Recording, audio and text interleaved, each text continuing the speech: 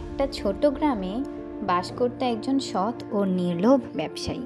নাম ছিল জামাল। সে ছোট্ট একটা দোকান চালাতো, যেখানে নিত্য প্রয়োজনীয় জিনিস বিক্রি করত। গ্রামের মানুষজন জামালকে খুব বিশ্বাস করত, কারণ সে কখনো মিথ্যা কথা বলতো না এবং সবসময় ন্যায্য মূল্যে জিনিস বিক্রি করত। একদিন পাশের গ্রামের শহর থেকে একজন বড় ব্যবসায়ী নাম আকবর গ্রামে এসে হাজির হলো। সে ছিল চতুর এবং লোভী। আকবর লক্ষ্য করলো যে জামালের দোকানে গ্রামের সব মানুষই জিনিস কিনতে আসে। আকবর ভাবলো, যদি আমি এই গ্রামে ব্যবসা শুরু করি তাহলে জামালের সব ক্রেতা আমার দোকানে চলে আসবে আর আমি অনেক টাকা কামাতে পারবো। আকবর তার পরিকল্পনা অনুযায়ী কাজ শুরু করলো। সে একটি বড় দোকান খুলল এবং প্রথমে কম দামে জিনিস বিক্রি করতে লাগলো, যাতে গ্রামের মানুষ তার দোকানে আসে। সত্যি গ্রামের অনেক মানুষ আকবরের দোকানে যেতে লাগলো, কারণ তারা কম দামে জিনিস পাচ্ছিল।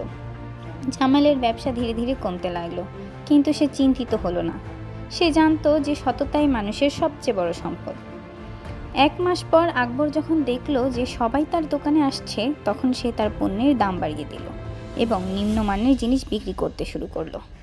গ্রামের মানুষ প্রথমে কিছু বুঝতে পারেনি, কিন্তু ধীরে ধীরে তারা লক্ষ্য করলো যে আকবর তাদের ঠকাচ্ছে। তাদের মনে পড়ল জামালের সততা এবং ভালো ব্যবহারের কথা। গ্রামের মানুষ আবার জামালের দোকানে আসতে শুরু করলো।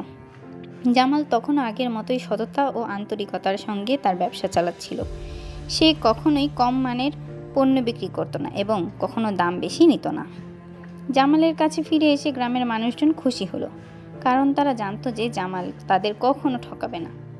আকবর তার ব্যবসায় ক্ষতি হতে দেখে গ্রাম থেকে চলে যেতে বাধ্য হলো।